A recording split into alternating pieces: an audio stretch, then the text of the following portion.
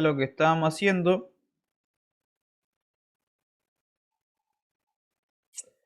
es sí, el teorema de descomposición de Hahn. Claro, probamos el lema de Hahn la última vez y ahora hay que demostrar el teorema de Hahn. Que con el lema de Hahn sale cortito igual. O más o menos cortito, no es demasiado largo. Ya estas son... Bueno, no voy a decir nada. Vamos con eso. Entonces, el teorema de descomposición de Hahn, que ya se lo había adelantado, lo voy a anotar de nuevo, el teorema de descomposición de Hahn es que... Descomposición.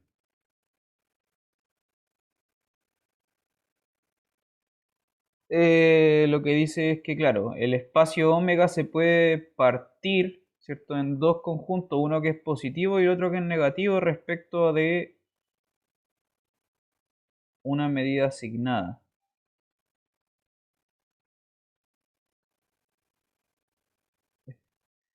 Medible y mu, medida asignada.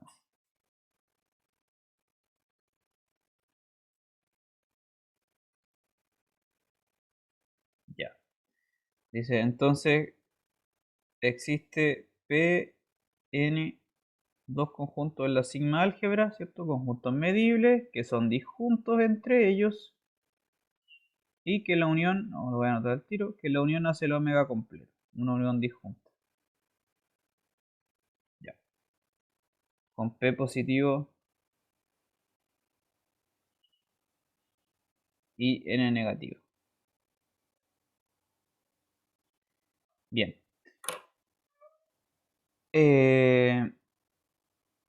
¿Cómo se demuestra esto? Vamos a hacerlo.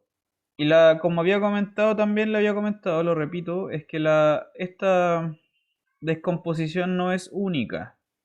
Para nada, uno puede construir más de uno. Lo podemos conversar igual cuando hagamos la demostración. Ya, lo que ocurre para el efecto de esta demostración, vamos a asumir que la medida asignada es finita para el infinito positivo. ¿Ya? Vamos a hacer esto. Esto es por una cosa de escritura nomás realmente. Vamos a asumir que la medida asignada, como yo le había dicho, las medidas asignadas pueden ser, bueno, están definidas, ¿cierto?, en la sigma álgebra. Y podían ser de dos formas, o así, del menos infinito hasta el infinito, tomando uno de los dos infinitos o viceversa. Menos infinito e infinito en positivo sí tomado. Podría ser alguna de las dos posibilidades. Vamos a elegir esta para esta demostración. Ya, insisto, vamos a hacer eso porque el lema de Hahn que demostramos, lo demostramos para positivos. Ya, les recuerdo, voy a anotar el lema de Hahn. Se lo voy a recordar no lo voy a anotar todavía, solamente lo voy a recordar. El lema de Hahn decía, para demostrar el teorema de Hahn, decía que si tú tienes un conjunto que tenga medida positiva y finita, entonces tiene adentro un subconjunto positivo. O bien el mismo es un subconjunto positivo, ¿cierto? Entonces necesitamos esa finitud, ¿ya? Por eso vamos a asumir que esta mu es finita por el lado positivo.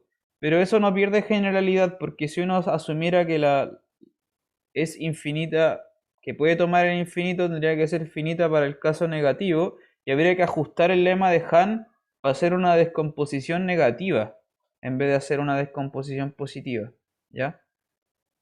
Entonces, vamos a hacer bueno, lo vamos a hacer de esa forma porque el lema de Hahn está planteado de esa forma. Pero el lema de Hahn también se puede hacer su versión negativa. Esa es esa es la cuestión. Pero no lo vamos a hacer porque sería un trabajo extra. Ya, entonces vamos a asumir esa, ¿ya? La medida asignada puede tomar el menos infinito, pero no el infinito positivo. Ya. Vamos a tomar sea, voy a llamarla así, P, una P bien elegante, P, la familia de todos los conjuntos positivos de omega. ¿Mm? Subconjuntos, mejor dicho, subconjuntos positivos de omega.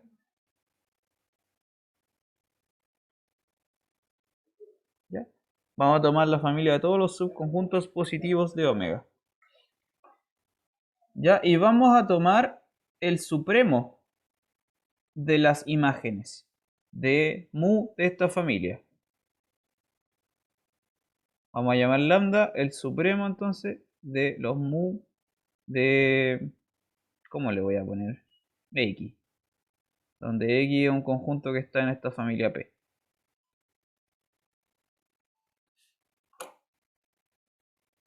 No voy a ocupar la letra P porque la letra P la necesitamos para el teorema, así que voy a ocupar X. Ya, tomo ese supremo. Entonces, ese supremo igual podría ser infinito ese lambda.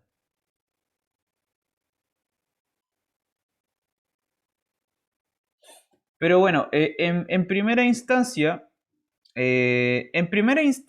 hay que saber que algo muy, muy sencillo. Primera cosa es que este conjunto P, esta familia de subconjuntos no, de subconjuntos positivos, en primer lugar es no vacía. ¿Por qué no vacía? O sea, tiene algo adentro. Lo más fácil, ¿qué es lo que tiene adentro? El conjunto vacío mismo, ¿no? Porque el conjunto vacío, al tener medida nula, es un conjunto positivo. De hecho, todos los subconjuntos del vacío también, que son el mismo vacío, tienen medida cero, entonces es positivo. También es negativo el vacío, ¿no es cierto? Ya, entonces este conjunto desde ya podemos decir que es no vacío y tiene al conjunto vacío. Muy simple. Es un conjunto positivo. Entonces, en particular, esto implica que el lambda es mayor o igual que cero, ¿no? Porque sí, no podría ser negativo. En particular, entonces vamos a anotar eso, como el vacío está en esta familia P, esto implica en particular que el lambda es mayor o igual que cero.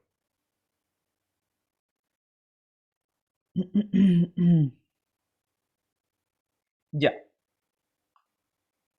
¿qué vamos a hacer ahora?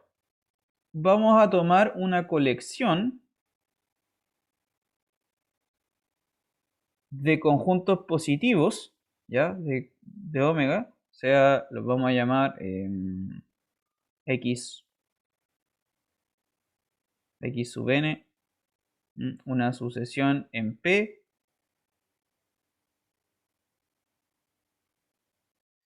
Vamos a tomar una sucesión de puros conjuntos positivos y le vamos a pedir tal que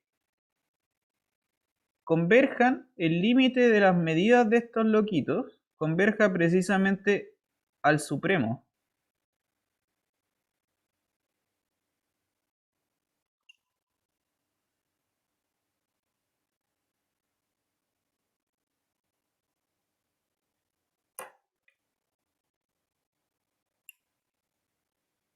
Ok, vamos a hacer eso. Chun chun. Tomamos una sucesión que converja al supremo, justamente. Y podemos entonces jugar con esta sucesión porque si tomamos la unión de conjuntos positivos, esto ya lo demostramos, que la unión de conjuntos positivos es positivo. Entonces, esta familia P es cerrada para unión, ¿no es cierto? Unión numerable incluso. Entonces ya, vamos a definir X, sea X como la unión de todos estos X sub n's. Entonces, por lo que estaba diciendo recién, vamos a tener que X es un elemento de esta misma familia. Ya, es un conjunto positivo. Y por lo tanto, algo muy inmediato, por supuesto, que entonces la medida de este conjunto X va a ser más chica que lambda, porque lambda es un supremo. Ya, hay que quedarse con eso. Entonces, esto por una parte, la medida de este conjunto X es más chica que lambda. Pero ahora vamos a ocupar la definición justamente de la sucesión de xn's, justamente que tiene el límite al mismo lambda. Entonces, nos vamos a aprovechar de ese hecho. Entonces, por otro lado,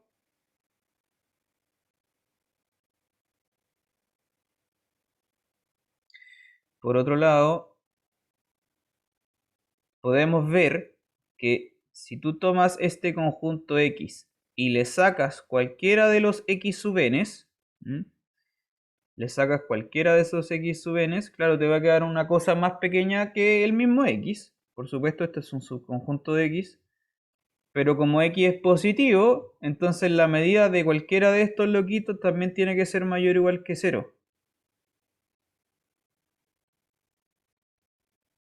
¿Sí? Como es positivo, esos loquitos tienen que tener medida no negativa.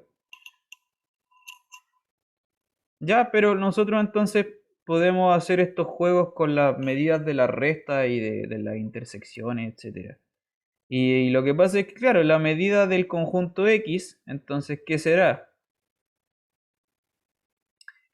Sería la medida del conjunto XN más la medida del conjunto X menos XN.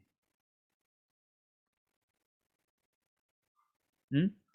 Que como lo que está escrito esto es mayor o igual a 0, lo último, entonces esto en particular es mayor o igual que la medida de los xn.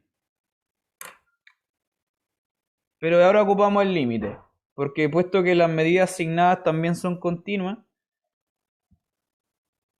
o sea, en todo este caso son puras medidas positivas, se comporta como una medida común y corriente, porque los x y los xn están en P, son conjuntos positivos, todos tienen medida positiva en este momento. Entonces ahora tú tiras el límite cuando n tiende a infinito y te va a dar que el mu de x tiene que ser también a la vez más grande que lambda. Porque justamente se va a conservar esa desigualdad con el límite. Ah, a ver. Entonces ya tiramos acá el límite cuando n tiende a infinito, lo que implica que la medida de x es mayor o igual que lambda. ¿No? En consecuencia, con las dos cosas que están marcadas con rojo, tenemos que la medida de x es lambda.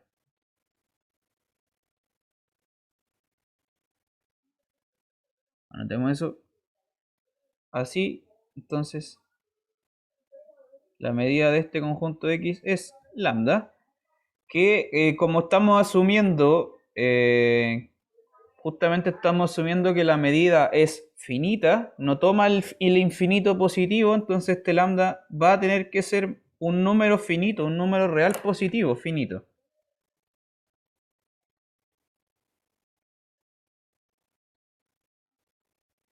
Ya. Ahora, una vez que hicimos eso, ahora vamos a ocupar el lema de Han. Ahora recién. En todo caso, esta demostración es cortita con el lema de Han, ya no hay mucho más que hacer. ¿Por qué no hay mucho más que hacer? Porque si tomamos el complemento de este conjunto X, ¿qué va a pasar con ese complemento?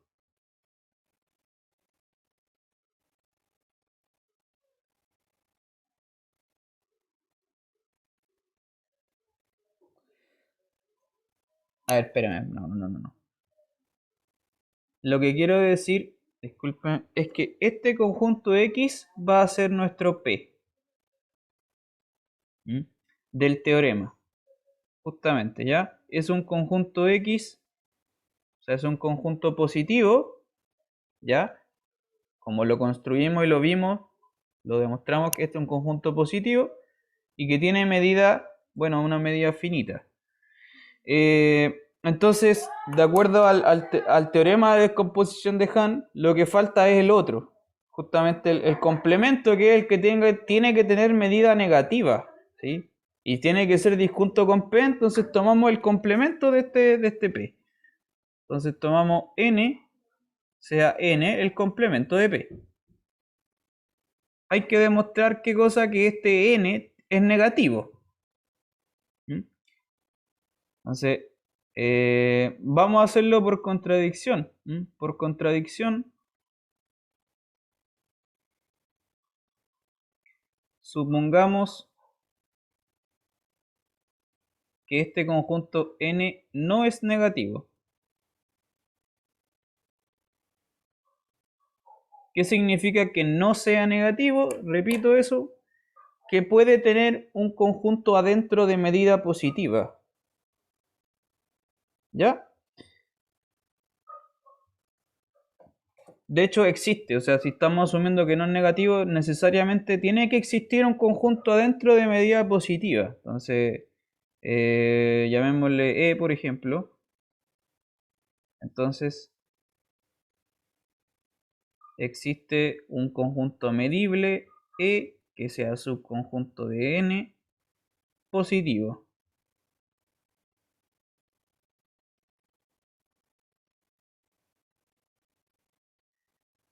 Y también tiene que tener medida positiva.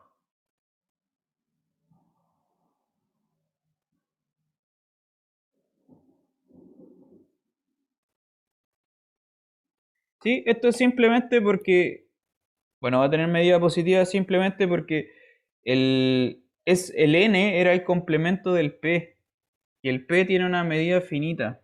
¿Ya? Podemos hacer ese juego. Entonces, ahora le aplicamos el lema de Hahn a ese e.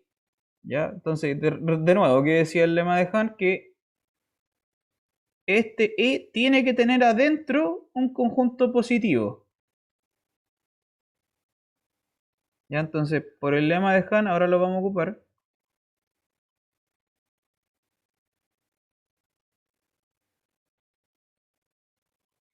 Existe un E sub 0 dentro de este E positivo, medible positivo, positivo y de medida positiva.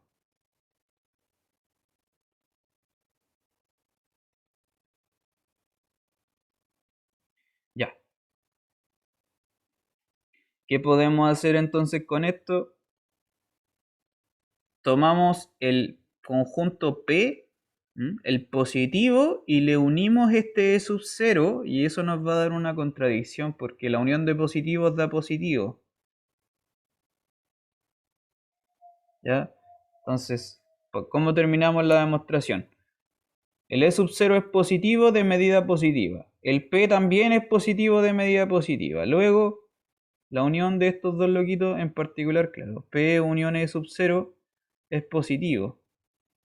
El E sub 0 está metido dentro de N, entonces esta es una unión disjunta más encima. Así que lo vamos a notar, esta es una unión disjunta porque el E sub 0 está dentro de N, el N está en el complemento de P, es positivo y entonces, ¿qué es lo que vamos a tener? Que la medida de este conjunto, como es una unión disjunta, se separa como la medida de P más la medida de L sub 0.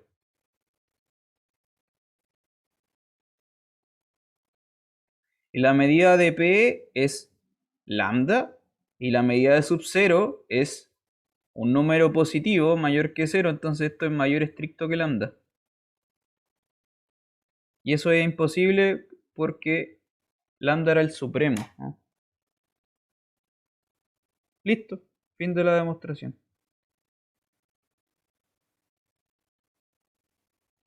No sé si tiene alguna pregunta, ¿se entendió?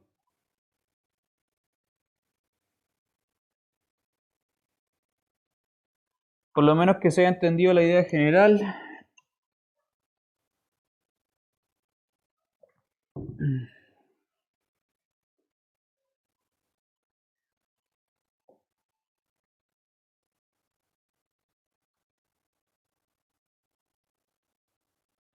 Bueno, Eh, dime, dime. el E que el, el E que es subconjunto de N ¿Sí? solo necesita cumplir que tenga medida positiva, ¿cierto? No que sea positivo. Em, sí, tienes toda la razón. No, esto no es necesario. Sí, gracias por la corrección. Claro.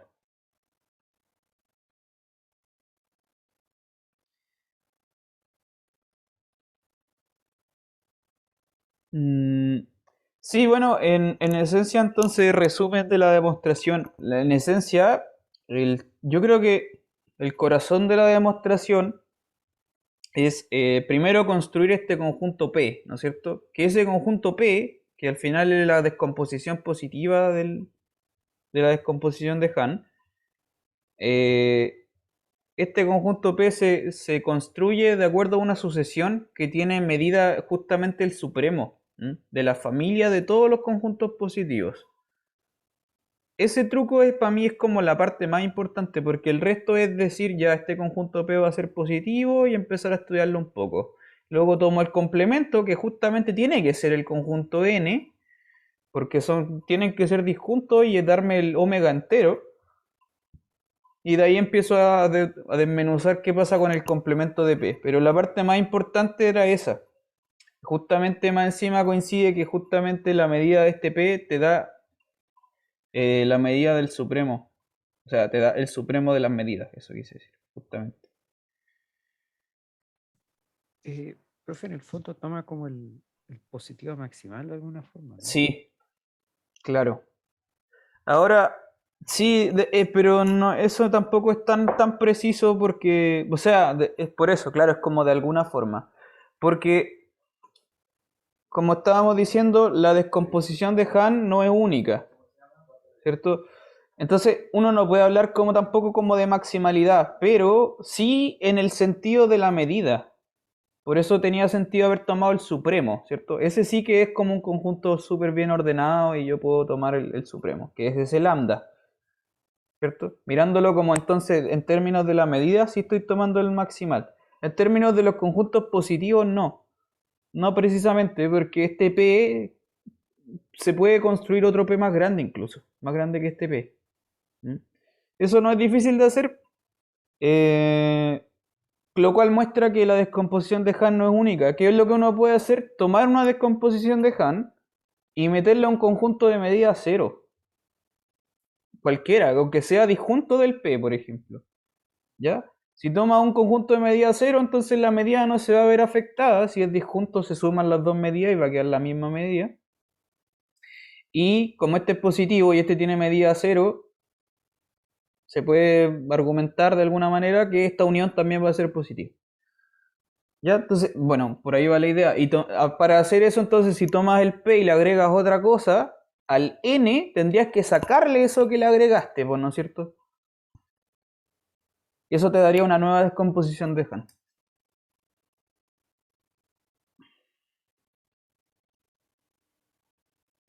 Ya. Ya, eso es la descomposición de Hahn. Se la presento una cosa bien importante.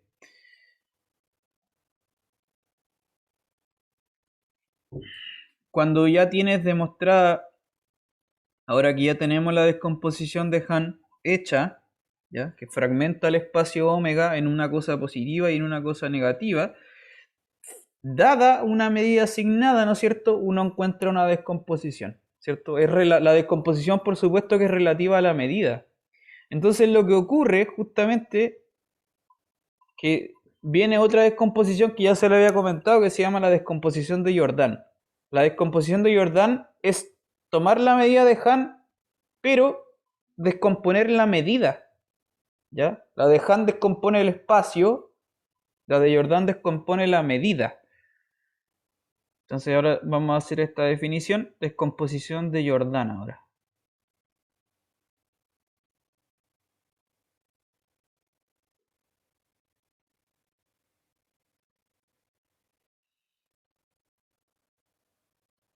La descomposición de Jordan se define de la siguiente manera. Esto es como una proposición definición. Ya vamos a notarlo así. O definición proposición.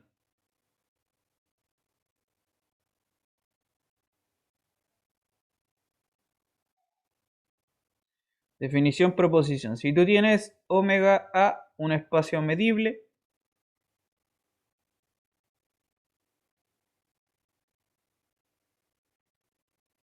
Tienes omega A, un espacio medible, y tienes mu, una medida asignada. Ya con estas condiciones muy vagas existe la descomposición de Hahn, que es lo que acabamos de hacer. Como existe la descomposición de Hahn, entonces anotémosla. Sean P y N una descomposición de Hahn.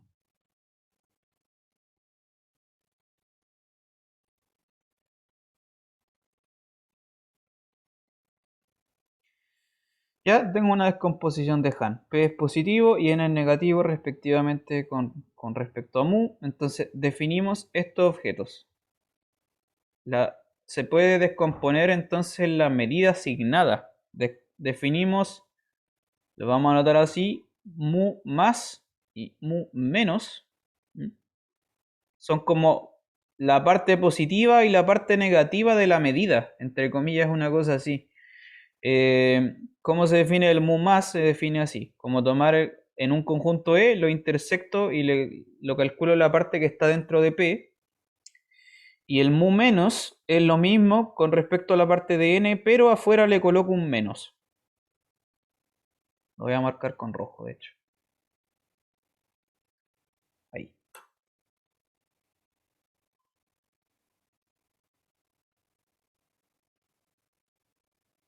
Estas cosas se llaman la descomposición de Jordan. ¿Por qué es tan importante? Porque estas mu más y mu menos son medidas, ¿ya?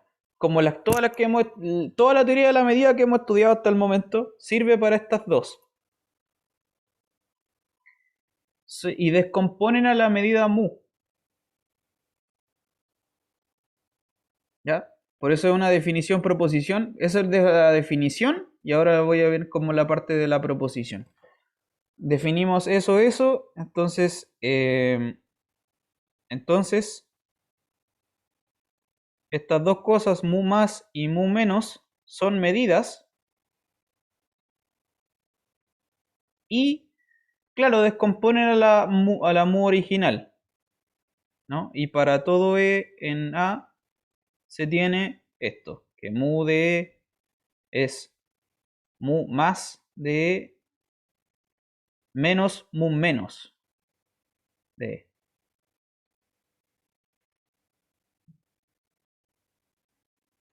Que fíjese que es muy parecido a la descomposición que hicimos cuando hablábamos de la integral de funciones en R, o en R extendido más bien.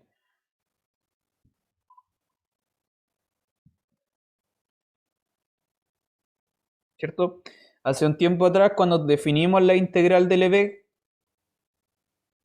primero la partimos definiendo en funciones positivas y después extendimos esa definición a funciones generales. Pueden ser negativas, pueden ser incluso infinitas. Y esa extensión se definía así, justamente tomando la parte f más y la parte f menos. Justamente esto es súper similar. ¿Ya? Esta mu más y esta mu menos, entonces estas de acá se llaman la descomposición de Jordan. Vamos a notarlo.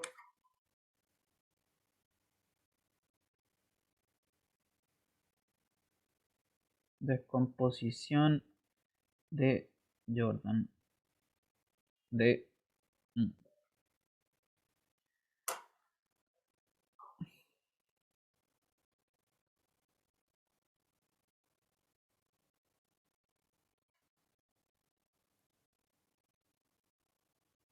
Fíjese que además es una cosa súper peculiar porque hay un montón. Realmente hay hartas observaciones que hacer aquí, ¿ya? Pero voy a decir algunas cosas en principio. Es peculiar el hecho de que aparezca una medida menos otra medida. ¿Mm? Que es como lo que estábamos hablando al principio de este capítulo, como que yo le había comentado, el objetivo en primera instancia sería definir la resta entre dos medidas. Eso es lo que estamos haciendo ahora, justamente. Pero de alguna forma, ¿m? Para este caso concreto, quiero decir. Lo otro que hay que comentar es que, claro, estas mu más y mu menos son medidas, ambas. Y eso es en verdad re fácil de demostrar.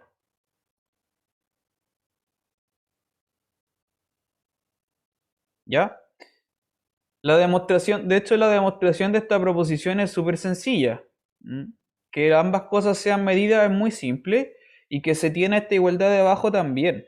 La parte más difícil, o por lo menos como más sutil, no es que sea más difícil, pero es más sutil, es que estas medidas, la descomposición de Jordan, está bien definida independiente de la descomposición de Hahn escogida.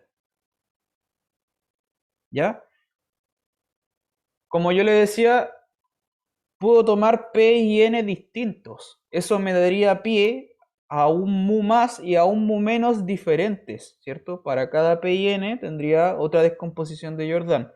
Pero la verdad es que es independiente de la descomposición de Hahn escogida. Eso es una cosa súper interesante. Vamos a anotarlo por ahí.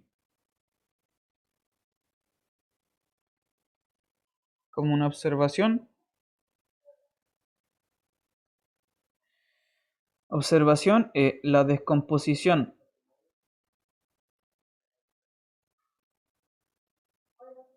de Jordan es bien definida, independiente de los P y N escogidos.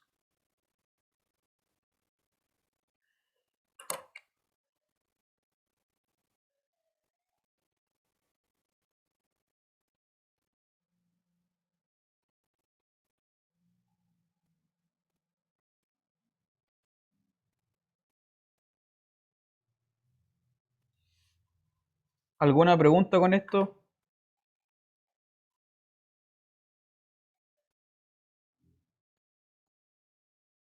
No, profe. Déjenme cerrar la ventana que me dio frío. Espérenme un poquito.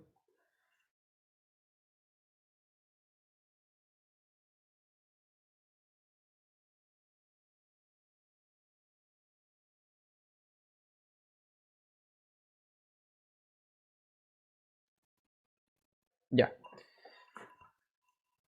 Entonces la descomposición de Jordan es independiente de la descomposición de Hahn, finalmente, ¿ya? Una cosa es descomponer el omega y otra cosa es descomponer mu.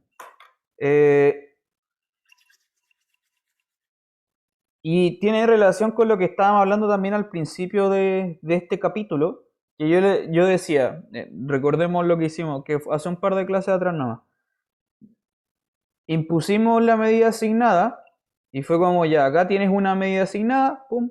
¿Cómo desde la medida asignada, cómo puedes recuperar una medida? ¿Cierto? Intentamos, o sea, yo le di como por ejemplo intentar tomar el valor absoluto de mu, que tampoco da una medida. Esta es una forma, acá recuperamos una medida, dos de hecho, ¿sí? Como las dos partes de mu asociados a P y N. Más aún, uno puede, voy a poner otra definición. Más aún, definición, se define además otro objeto más que es este, mu, valor absoluto de mu, pero no es el valor absoluto de lo que uno podría esperar comúnmente, sino que se define de esta forma. Esta cosa es una medida que se define así, como tomar la suma de la parte positiva y la parte negativa de la medida. ¿Ya? Que no es exactamente lo mismo que tomar el valor absoluto de mu de E. Ya, vamos a poner eso como con un color rosado. Observación, para que no se confunda. Esta es una notación que tiene relación con otra cosa. Esto en general no es cierto esto, ¿vale? En general.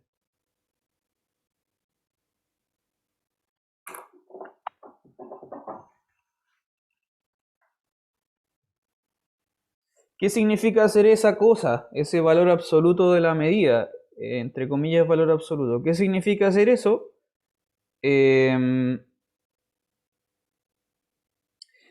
Significa tomar, claro, la parte positiva y sacarle la parte negativa. ¿Sí?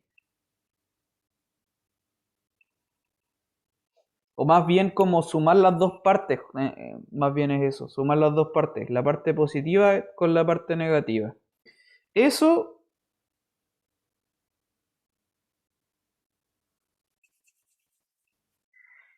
se llama la variación total.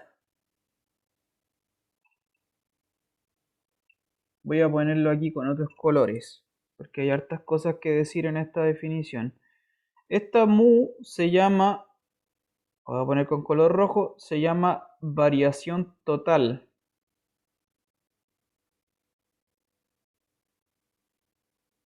de mu.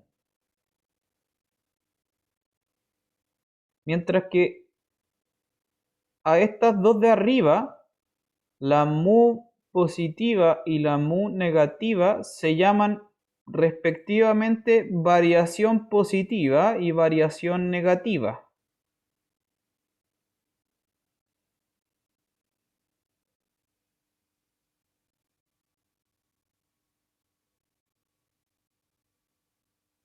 La variación positiva y la variación negativa. Esas ambas cosas hacen la descomposición de Jordan.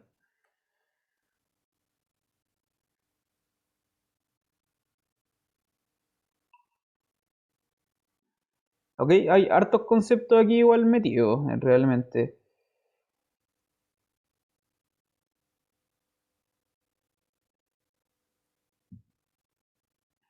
Ya.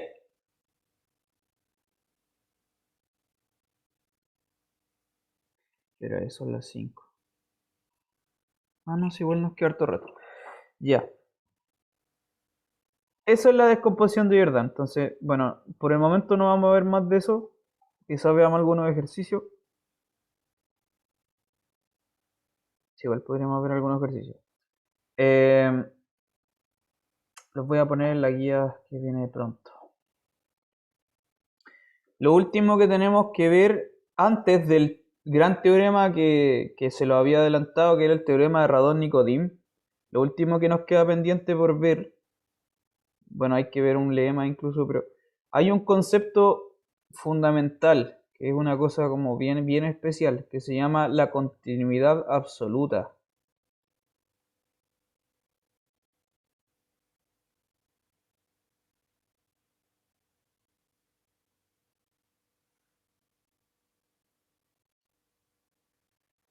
Vamos a ver ese concepto ahora.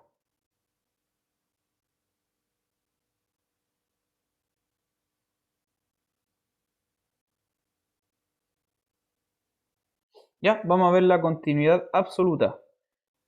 Este es un concepto propio de la medida. A diferencia cuando uno habla de, qué sé yo, la continuidad uniforme, Lipschitz continua, que son propiedades de las funciones, la continuidad absoluta es una propiedad de las medidas.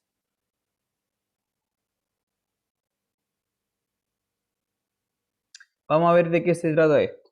Son propiedades que cumplen algunas medidas. ¿Ya? Entonces vamos a hacer, le voy a dar las definiciones.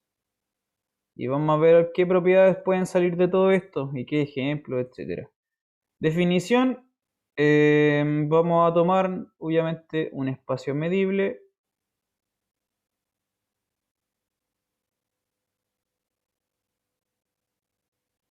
Ya, tomamos un espacio medible y vamos a tomar un montón de cosas. Vamos a tomar mu, una medida.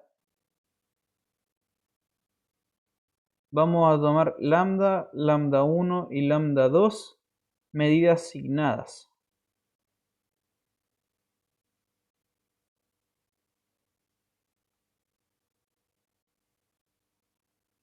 Ya. Definiciones. Primera definición. Continuidad absoluta. Uno dice que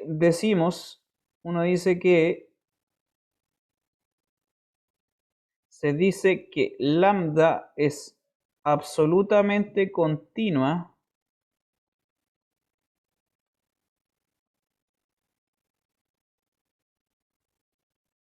con respecto a mu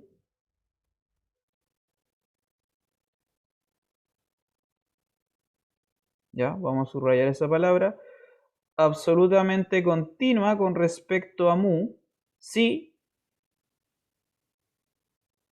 y se escribe así, se anota de esta forma, es lambda como con doble menor mu, ¿ya? Esa es la notación, lambda doble menor mu, si para todo e en la sigma álgebra que la medida de mu sea cero en ese conjunto implica que la medida de lambda de ese conjunto también es cero.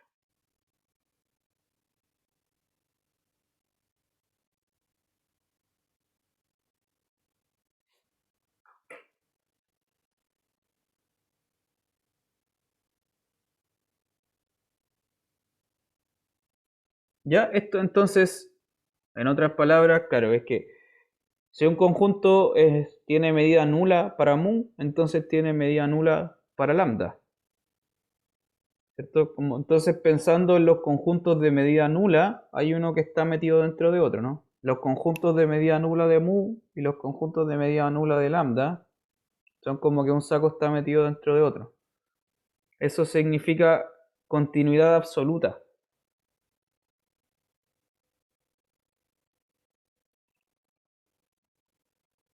A ver, hagamos ese dibujito.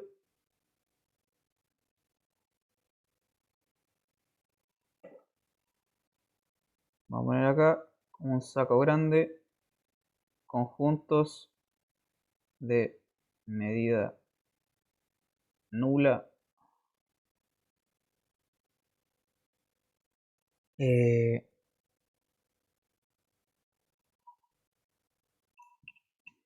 ¿Cuál tiene que estar más arriba? ¿Cuál tiene que estar más abajo?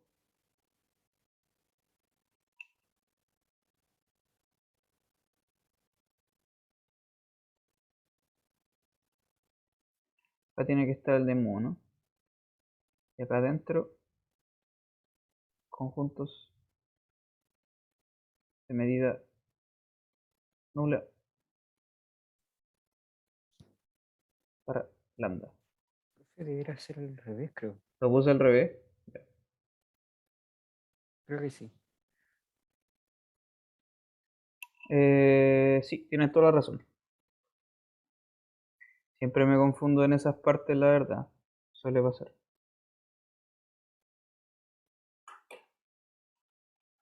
Ya, eso significa continuidad absoluta. Vamos a ver como qué implicaciones hay de esto, algunos ejemplos. Igual no nos va a dar el tiempo para todo, pero hay un montón de cositas que podemos hacer con esta definición, porque ahora les voy a dar un par más. Y ahí con eso vamos a empezar a ver como distintas situaciones.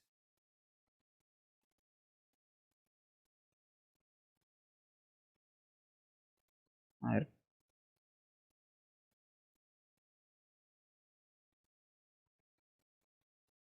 No me calzó.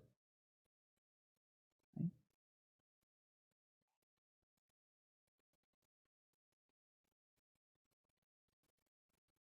Ahí. Ya. Esto lo vamos a poner acá. Segunda definición, uno dice que una medida está concentrada. Decimos que lambda está concentrada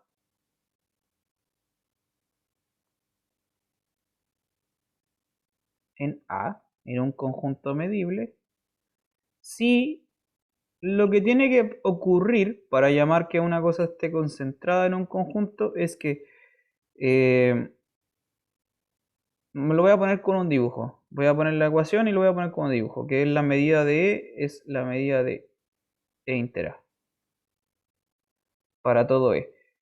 Esto se ve mucho más fácil en un dibujo. Voy a borrar acá arriba.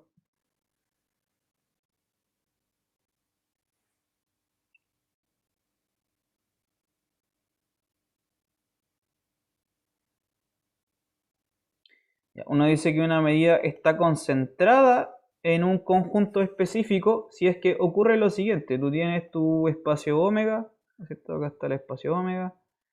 Tienes un conjunto A fijo, digamos que este es el conjunto A, y tú tomas cualquier conjunto E, cualquiera que sea medible. Entonces, la medida de este conjunto E no importa nada lo que esté fuera del A, solamente me quedo con lo que esté acá adentro. ¿Mm?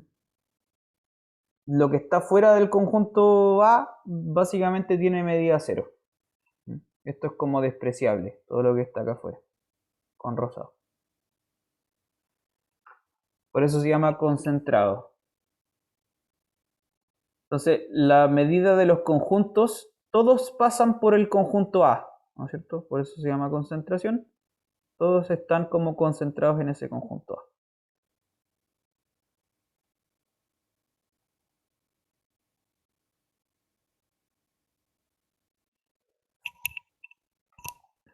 Para todo E. Y la última definición que podemos dar es que uno puede decir que dos medidas son mutuamente singulares.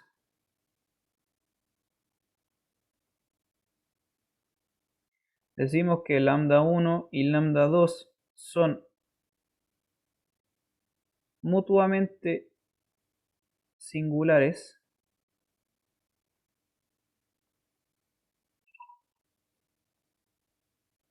Ya, subrayo este concepto. Mutuamente singulares, sí. ¿Qué es lo que pasa? Que sean mutuamente singulares. Significa que es como que son excluyentes, lambda 1 y lambda 2. ¿En qué sentido serían excluyentes? En que están concentradas, de acuerdo a la medida anterior, a la definición anterior, que están concentradas como en lugares diferentes, separados. Es decir, que si existen conjuntos A y B medibles y disjuntos, ¿ya? Conjuntos A y B medibles disjuntos, tales que, bueno, lambda 1 está concentrada en A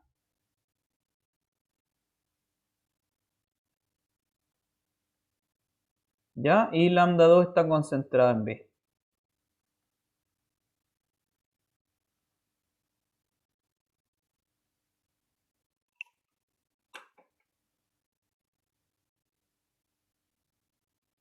Por último, y esta cosa se anota, tiene una simbología también y se anota como perpendicularidad.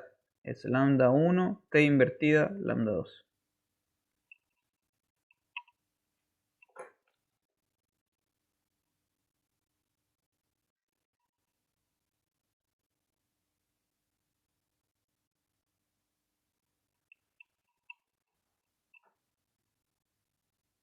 La verdad es que yo nunca he sabido por qué ocupan la notación de perpendicular aquí también.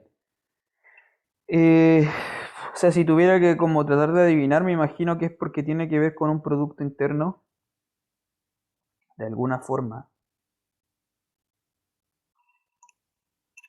De alguna forma un poco abstracta. Pero nunca lo he sabido.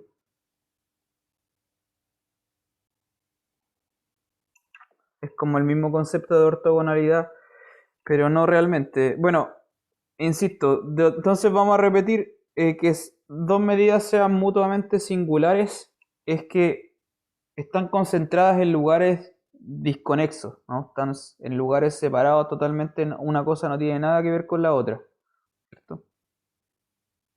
¿Sí? Entonces, que una medida esté concentrada en este lugar es que como que todas las medidas, o sea, las medidas de cualquier conjunto, se reduce dentro de un conjunto concreto, un conjunto A. Entonces, si tengo A y B como dos pedazos, puedo como concentrar medidas en estos dos y serían como dos cosas ajenas entre ellas. En particular, es súper importante y súper útil hacer una concentración de medidas en las descomposiciones de Hahn, que ya son disconexos entre ellos, o sea, son disjuntos. ¿Cierto? Tengo P y N, entonces puedo concentrar las medidas como en estos dos lugares separados. Justamente eso es la definición de la variación positiva y la variación negativa. ¿Mm? Observe eso. ¿Ya? Observación, comentario. La variación positiva entonces es la medida mu concentrada forzosamente en la parte positiva. Y la otra, la negativa, es lo mismo. Es la concentración forzada de mu dentro de la parte negativa. ¿Ya? Eso es como algo que podemos observar al tiro. Eh, bueno, acá tiene tres conceptos nuevos. Ya igual es harto porque ahora hay que empezar a familiarizarse con estas tres cosas. Y vamos a ir viéndolo de a poco. Tenemos continuidad absoluta, concentración de medidas y medidas mutuamente singulares. Claro, ¿y qué es lo que pasa? Que ahora uno puede empezar a como a ver qué cosa implica qué cosa, cómo se relaciona esto con esto, ¿no es cierto? Y qué tienen que ver todo con la descomposición de Hahn y la descomposición de Jordan, etcétera, ¿no? Hay que empezar a hacer la entremezcla de todo. Eh, Así como ya para ir cerrando la clase, porque ya no nos queda tanto más tiempo, eh,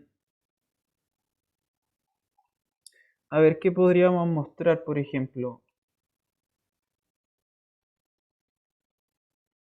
Eh,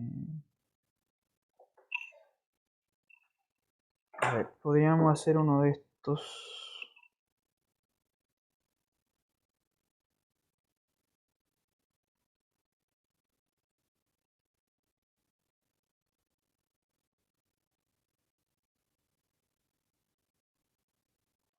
Por ejemplo, mire,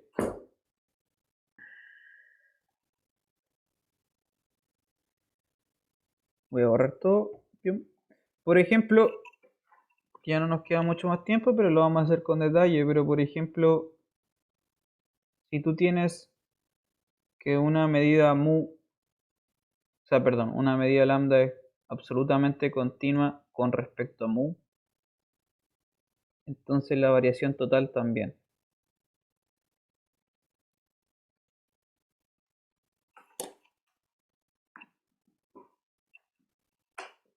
Cosas de este estilo. ¿Mm? ¿Cómo se demostraría algo así, por ejemplo? Vamos a terminar con esto porque la demostración de este hecho conecta un poco todo lo que hemos visto en la clase de hoy.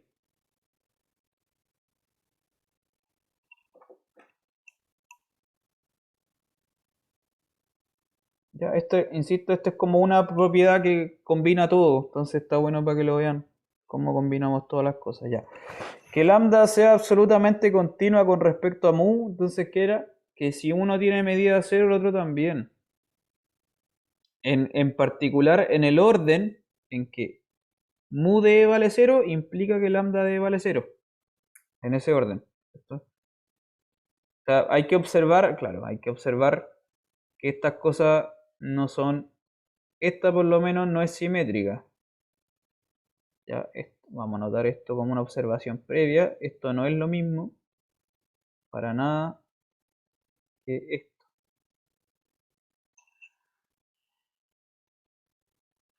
¿Mm? Por otro lado, observaciones preliminares. Por otro lado, sí es lo mismo tener que lambda 1 y lambda 2 son mutuamente singulares, a decirlo al revés. Lambda 2 y lambda 1 son mutuamente singulares.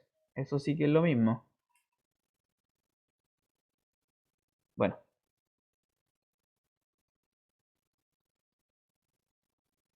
ya, ahí sí que hay simetría. Ya.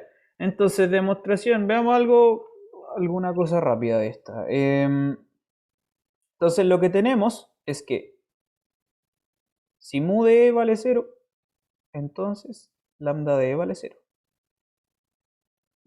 Eso es lo que tenemos. Lo que hay que demostrar entonces es que si tomo un conjunto de medida mu igual 0, la variación total también vale 0. Entonces, esta es nuestra hipótesis. Por demostrar es que la variación total de este conjunto E también vale 0, cuando mu de E vale 0.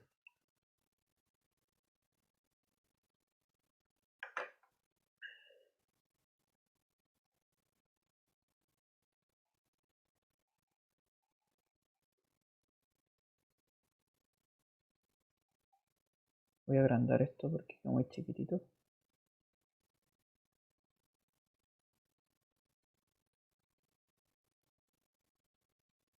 Ya. Ya, tenemos eso, hay que probar que la variación total de E vale 0. Entonces, hagamos un dibujo, porque vamos a ocupar también la descomposición de Hahn. Mire, vamos a hacer un dibujo, Tomamos el conjunto, imaginemos que este rectángulo es el conjunto omega. Ya, este rectángulo es el conjunto omega. Lo que vamos a hacer es tomar una descomposición de Hahn. Entonces voy a partir este omega en dos mitades. Digamos que es una partición así. Este va a ser un conjunto, la parte positiva, y esta va a ser la parte negativa de omega. Ya. Y entonces, ¿qué es lo que estoy haciendo? Estoy tomando un conjunto E acá adentro que tenga medida mu 0. Entonces ya voy a hacer un dibujo, voy a dibujar así. Digamos que el E es así. Todo eso azul es el conjunto E. Entonces tiene un pedazo positivo y un pedazo negativo.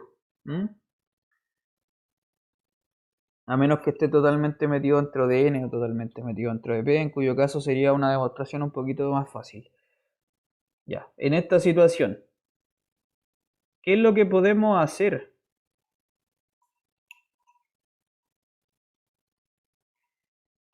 Por definición, entonces volvamos para atrás. Por definición, voy a anotar con color verde. Por definición, la variación total se definía ¿cómo se definía la variación total? Se define como sumar lambda positivo con lambda negativo. Y por definición, a su vez, insisto, lambda positivo es la concentración de lambda en P, ¿no? Entonces esto es E inter P. Y esta, por otra parte, es la concentración de lambda en la parte negativa. Pero con un menos aquí. Ahí. Ya, eso es por definición.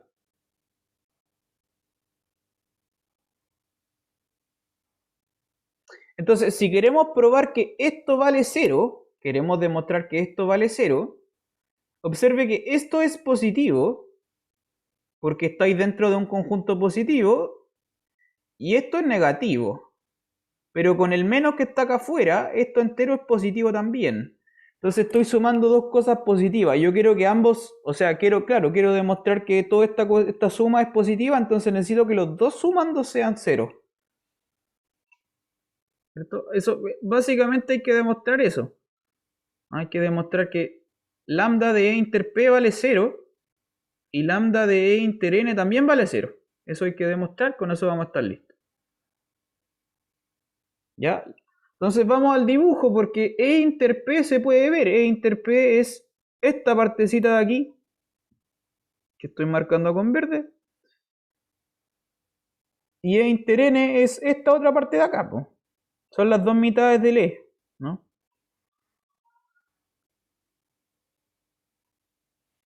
Ya la pregunta por qué estos dos conjuntos tendrían medida 0 para lambda, teniendo por hipótesis que mu de E vale 0.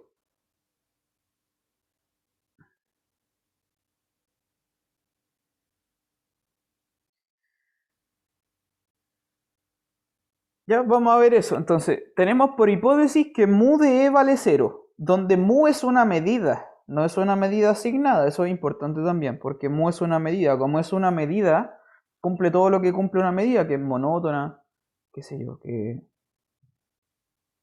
es positiva. Entonces tenemos por hipótesis que mu de E vale 0. Tenemos que demostrar que esos dos conjuntos separados tienen medida lambda igual 0. Ya, pero como mu es una medida, si tengo un conjunto E que tiene medida 0, los subconjuntos de él que sean medibles también van a tener medida 0. ¿Cierto? Entonces, anotemos eso. Con esto, de hecho, eso termina la demostración rápidamente. Vamos a anotarlo. Lo voy a anotar acá abajo. Como mu de E vale 0, lo que vamos a tener es que la medida de los subconjuntos también va a ser 0. Porque mu es una medida, no puede ser negativa. Entonces la medida de E inter P por mu también vale cero. Y también pasa lo mismo con la otra intersección, la de E inter N, también vale cero.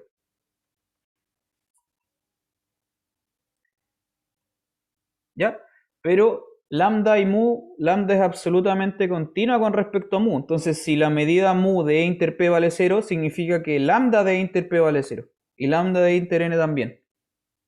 ¿Sí? Entonces, esto de aquí implica que lambda de inter P vale cero. Y esta otra de acá implica que lambda de inter n también vale cero. Lo cual termina de demostrar que la variación total por lambda también vale cero.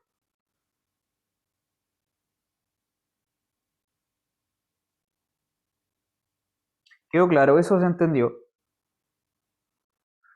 Muy enredado. ¿Cómo estuvo?